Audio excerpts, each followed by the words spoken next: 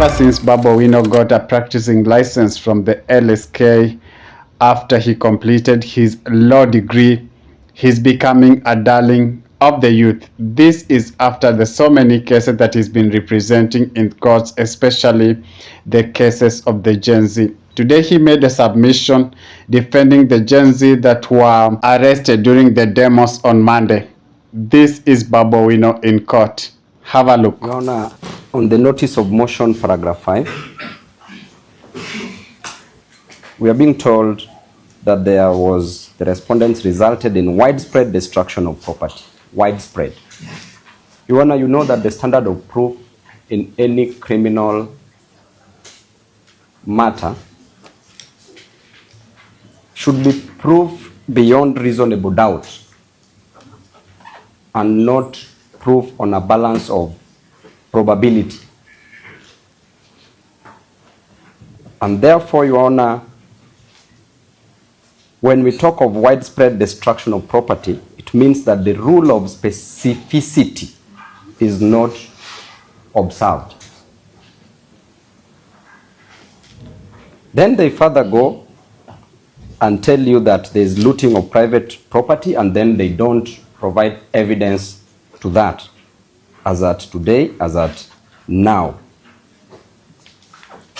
And they talk of that the respondents will pose a serious threat to public safety and national security. Your Honor, I will draw you to a case of R versus Richard David Aldens. That is the High Court at the High Court of Nairobi, criminal case number 48 of 2016, where the court denied a claim that an accused should be detained because the case was highly publicized,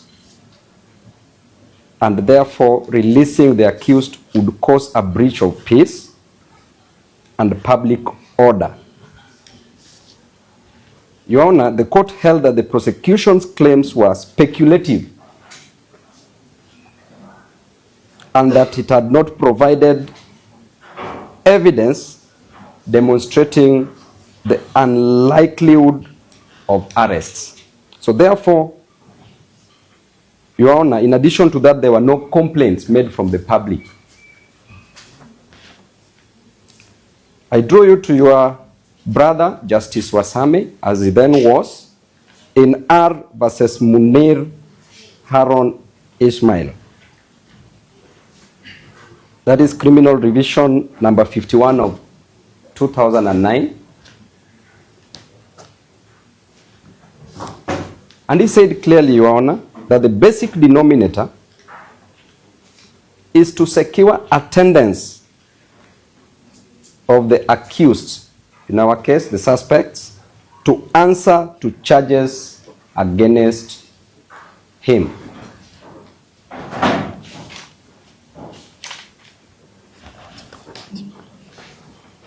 Your Honor, in paragraph 6 of the notice of motion, we are told that during the arrests of the respondents, several items were recovered as exhibits. And Your Honor, clearly, they've not shown. We don't have the exhibits before you. We don't have an inventory before you. Even photographs, Your Honor, we don't have. So these are just mere statements of puff or mere averments. In paragraph 7, Your Honor, of the notice of motion, we are being told about the seriousness of the offense.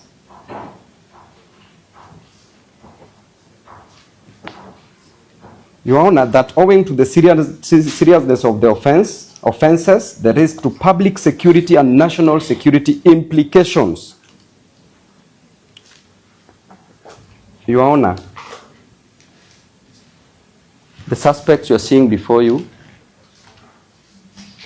vis-a-vis the police, Your Honor, the state has monopoly of violence and has all the tools of violence. Your Honor, if you see in some of the videos on social media how the state, how the police is executing the young ladies, the future of this nation, and men, young ladies and men, Your Honor, your heart will bleed. And if they are doing that to the unarmed civilians, what about those who will go to the police station armed? They can bomb them, Your Honor.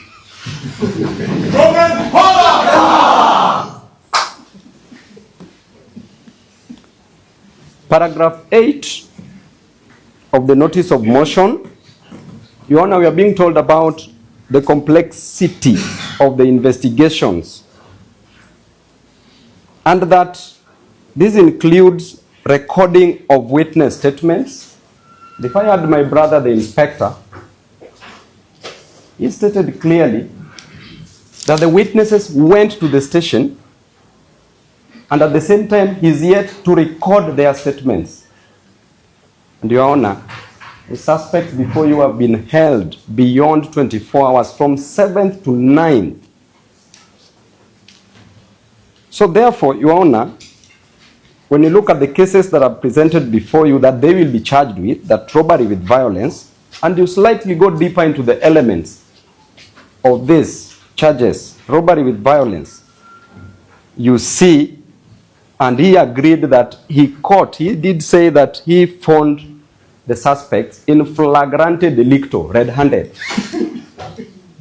So that means that, Your Honor, if he was to carry out forensic analysis of what? If you look at the elements of that crime, which entails that they are found in a group, found with weapons, they must have been violent, and the element of robbery established. So you are being told that they need more time to carry out forensic analysis, Your Honor. Another case is the assault of a police officer, Your Honor, and we are not told of the OB number of the said case, not here as we speak, and at the same time, the names of these officers, not told.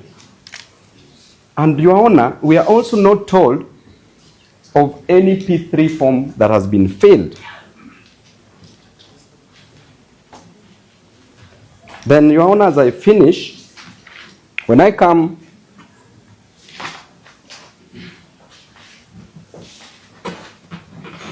to paragraph 6 of the affidavit, Your Honor, paragraph 5, sorry, that at the time of the arrest, the respondents were duly informed of the reasons of their arrest, which is good enough. And Your Honor, by the time you are being informed of the reason of your arrest, it means that the IO is ready to charge you. So which means that the investigation is complete and therefore charge. But it comes before you, Your Honor, persuade the court that I have arrested the suspects, give me more time. I've even held them beyond the 24-hour rule. I still need 10 more days so that I can continue investigating. By the time they were informing them, the natural laws of justice dictates that you arrest, you investigate, then you arrest. Not arrest, then investigate.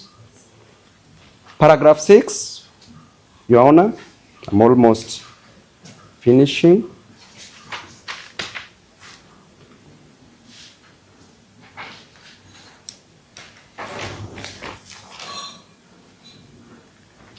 Paragraph 6, you are told that the respondents herein are believed to be part of a group of approximately 1,500 individuals.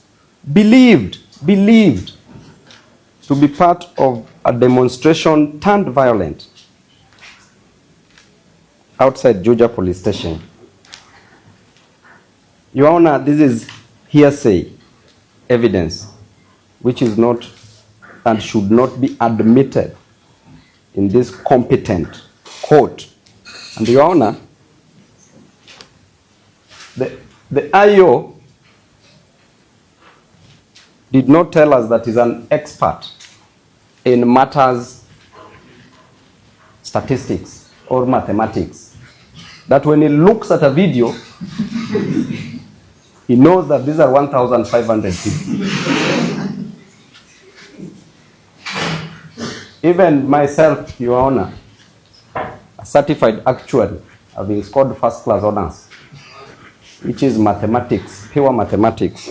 Your Honor, I cannot look at a video and say, these are even 40 people, leave alone 1,500. As I finish, Your Honor, paragraph 17 of the affidavit. You are being told, Your Honor, that the respondents pose a high flight risk.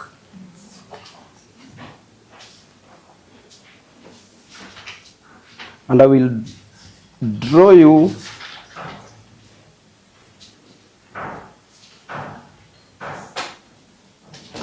Your Honor, we are being told that the respondents are a high flight risk.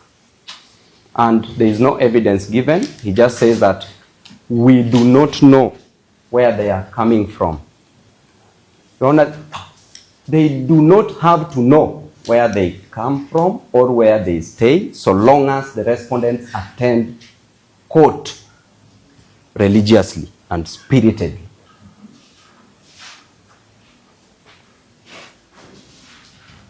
And Your Honor, be that as it may, the respondents have identification documents which they can leave before you, Your Honor, where they can be found. And that can help you, can help the IO, to trace them.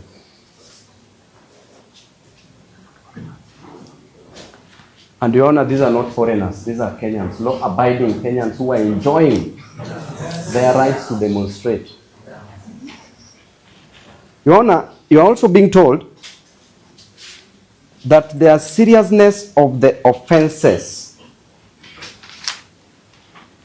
and that I will give you the case of Richard, again, R versus Richard David Alden.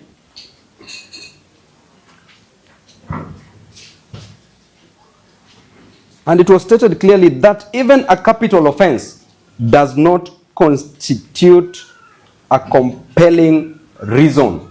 Even a capital offense does not constitute a compelling reason.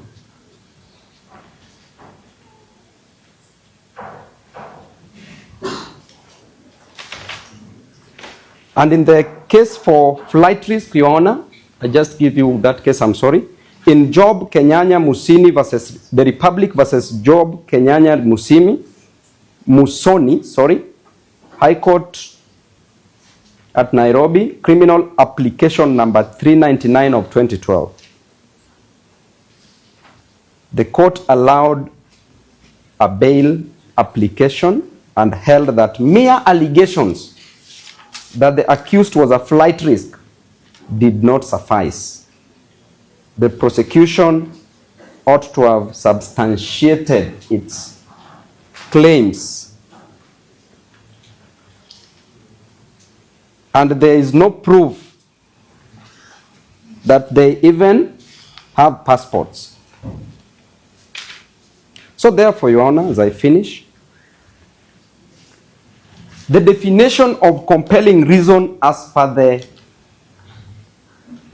Thesaurus and Oxford Dictionary is that it has to be something so grieving,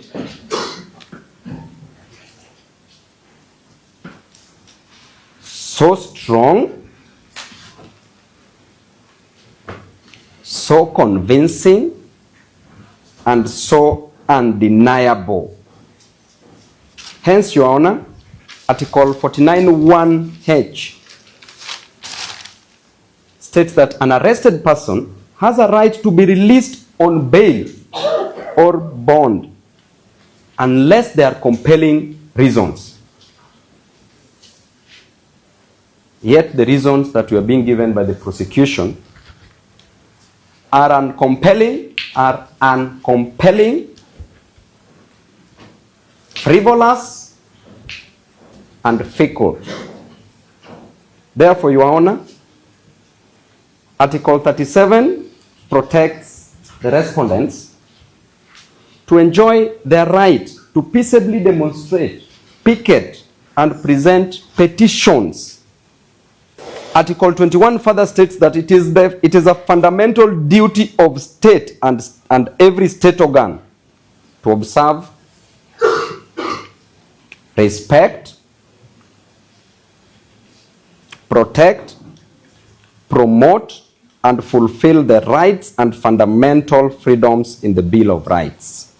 And therefore, the respondents should enjoy their right to liberty, which is enshrined in the Constitution, and not granting them the bail, Your Honor, is infringing on their right to liberty and may amount to miscarriage of justice. Rest my case.